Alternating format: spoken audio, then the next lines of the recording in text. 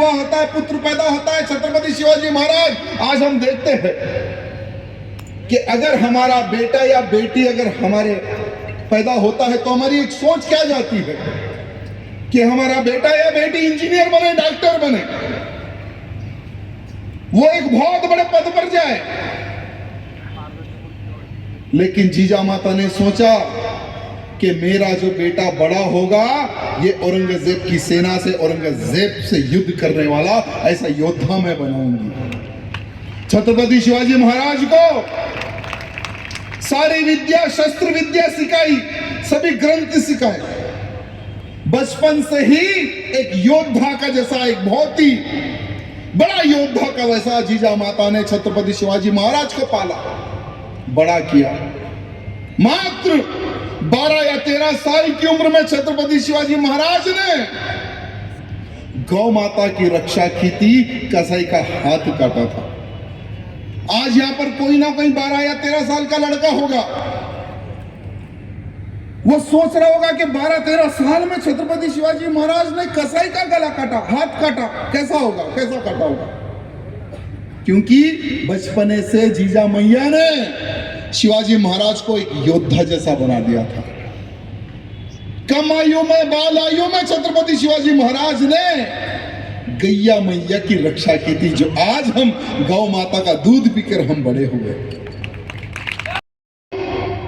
विश्व हिंदू परिषद एवं बजरंग दल का जो गौ मां की रक्षा के लिए निरंतर दिन रात काम कर रहे हैं, दिन रात कसाईयों से आगे बढ़ा।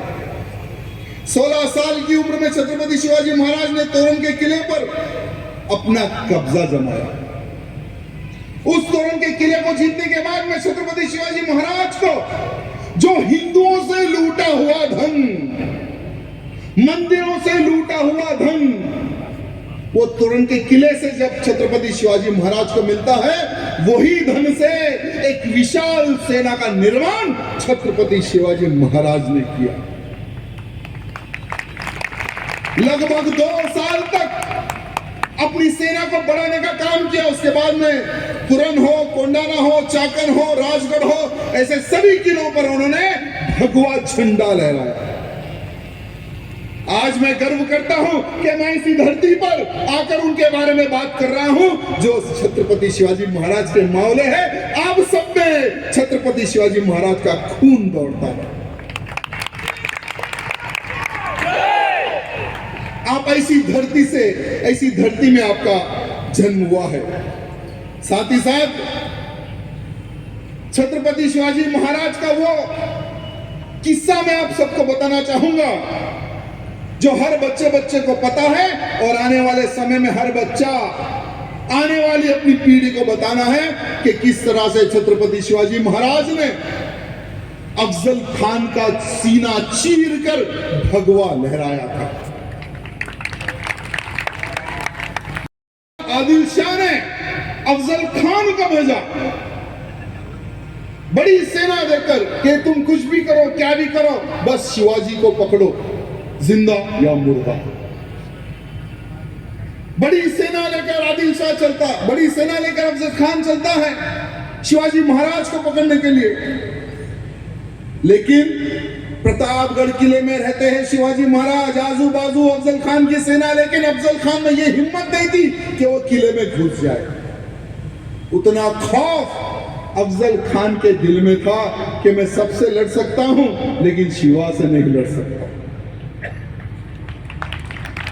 और जब अफजल खान जब आ रहा था तो हमारे मठ मंदिरों को तोड़ा उसने, तुलजा भवानी मंदिर को तोड़ा उसने, हिंदू बहन बेटियों के साथ बलात्कार किया, बहुत अत्याचार किया। जीजा मैया ने आदेश देती है छत्रपति शिवाजी महाराज को किसी भी हाल में इस हरामी का सीना फाड़ना है। शिवाजी महाराज ने योजना रची, पत्र लिखा, 2 मुलाकात हुई, लेकिन गद्दार तो गद्दार ही होता है। अफजल खान कौन था? एक मुसलमान था। अफजल खान कौन था? और ये मुसलमान हमेशा से इनकी एक आदत रही है कि ये पीछे से वार करते हैं, पीछे से। अफजल खान भी सोचा कि मैं शिवाजी को तो कस के मार दूंगा, उतना बलशाली अफजल खान, उसने सोचा कि मैं दबा के मार दूंगा। लेकिन छत्रपति शिवाजी महाराज भी उसकी ताकत के बारे में जानकर वो समय पर शिवाजी महाराज ने बुलेट प्रूफ जैकेट का निर्माण किया। वो समय पर बुलेट प्रूफ जैकेट, चाहे कितनी भी कोई ताकत लगा ले, लेकिन कुछ नहीं हो सकता। उस प्रकार से योजना बनाकर उस हरामी अफजल खान से मिलने जाते हैं छत्रपति शिवाजी महाराज। जब वो पीछे से हमला करता है तो अफजल खान का पेट फाड़ने का काम शिवाजी महाराज करते हैं। पेट फाड़ा, अतड़ियां बाहर निकाली और भगवा लहराया हमारे शिवा ने।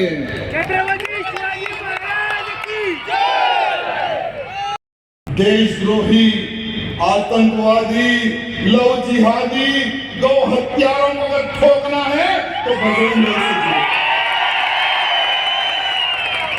लेकिन जुड़ो कहीं ना कहीं, किसी ना किसी संस्था से जुड़ो। अगर आप राष्ट्रीय स्वयंसेवक संघ से जुड़ोगे, जो योगदान दिया है देश के प्रति, भूतो न भविष्य, कोई संस्था उतना बड़ा योगदान नहीं दे सकती।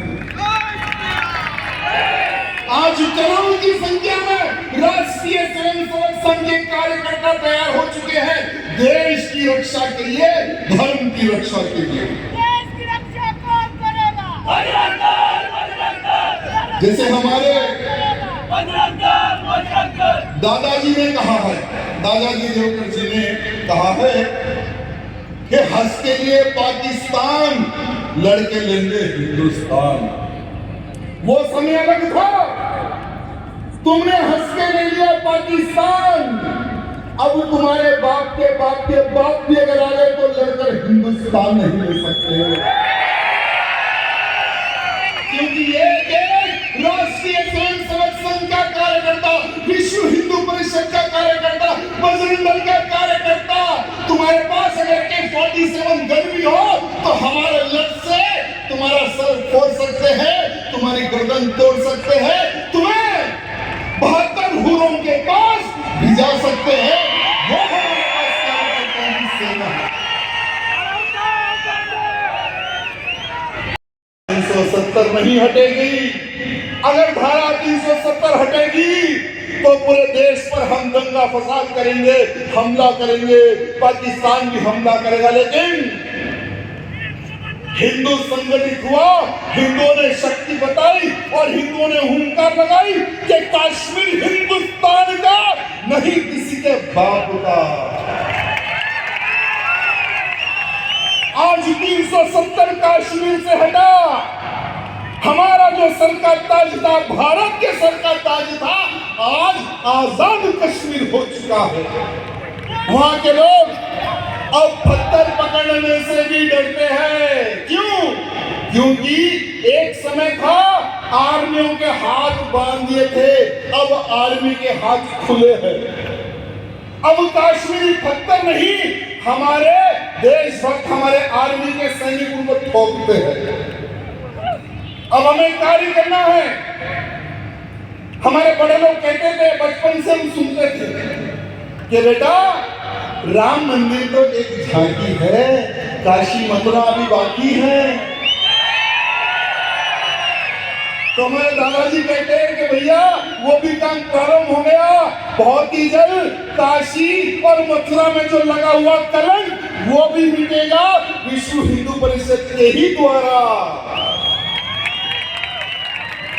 और वो भी ताकत के बल पर नहीं, कलम के बल पर होगा वो भी काम, कलम के बल पर। जिस प्रकार से 500 सालों का सपना अयोध्या में राम मंदिर बन रहा है कलम के बल पर, वैसे ही काशी में और मथुरा में भी भव्य मंदिर बनेगा कलम के बल पर।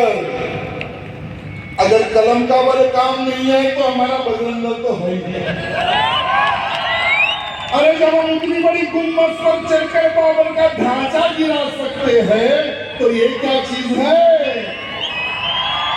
हमारे बजरंग दल के कार्यकर्ता अगर वो ठहर भी है तो वो गिर जाएगी। वो ये है हमारा बजरंग दल। अभी हमें एक संकल्प लेकर आगे बढ़ना है कि मैं हिंदू और मेरी एक डिमांड, मेरा भारत बने एक हिंदू राष्ट्र। जब 50 से अधिक इस्लामी देश हो सकते हैं, 150 से अधिक ईसाई देश हो सकते हैं, तो मेरा देश जहां पर 100 करोड़ हिंदू है, मेरा देश हिंदू राष्ट्र क्यों घोषित ना हो? हिंदू राष्ट्र बनाना है ना, हिंदू राष्ट्र बनाना है ना।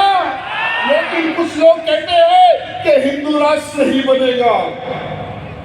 मैं उनको कहना चाहूंगा, तुम लोग कहते थे कि अयोध्या में राम मंदिर नहीं बनेगा, बन रहा है ना, बन रहा है ना। अरे लांडे कहते थे 370 नहीं हटेगा, हट गया ना। अब ये हिंदू राष्ट्र नहीं बनेगा जो बोलने वालों का सपना। 2026 से पहले इनको पता चल जाएगा, अरे बाप रे, ये तो हिंदू राष्ट्र बन गया देश भारत है। और हिंदू राष्ट्र बनने के बाद में मेरा भारत, हिंदू राष्ट्र बनने के बाद में गौ माताओं की हत्या नहीं होगी। जो हत्या करेगा उसको उल्टा लटकाया जाएगा। कोई लव जिहाद नहीं कर सकेगा। जो लव जिहाद करेगा उसका क्या होगा, ये बजरंग दल के लोगों को अच्छा पता है। नहीं कर सकेगा। अरे जिस देश में रहते हो उस देश का गाना सीखो। अरे रहते हो यहाँ पर और अपने दूसरे अब्बा पाकिस्तान की जय जयकार लगाते हो। अभी हमने कुछ ही दिन पहले हमारे हैदराबाद का एक बड़ा बुलडॉग है ओवैसी, वो बड़ा बुलडॉग एक भाषण दे रहा है। अभी हमारे पास चुनाव है और मैं आपके लिए यहाँ पर आया हूँ, मुझे वहां रहना था और मेरी फ्लाइट कैंसिल हो गई स्पाइसर। सूरत से यहाँ पर बाई रोड आया सिर्फ आपके लिए। क्यों?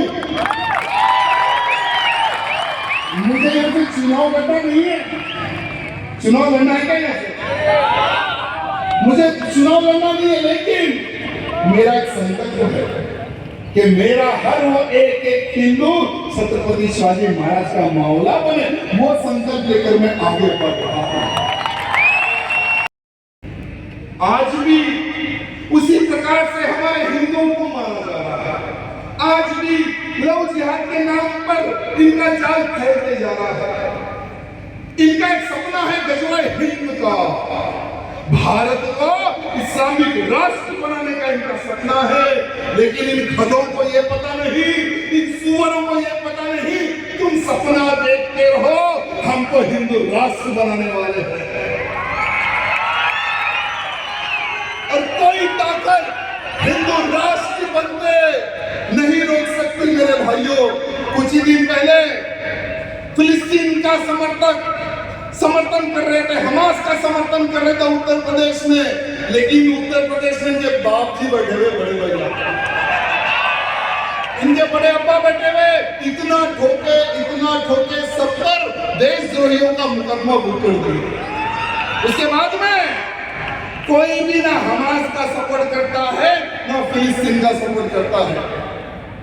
आज पूरे रूप से बहुत अच्छा काम हर जगह हो रहा है।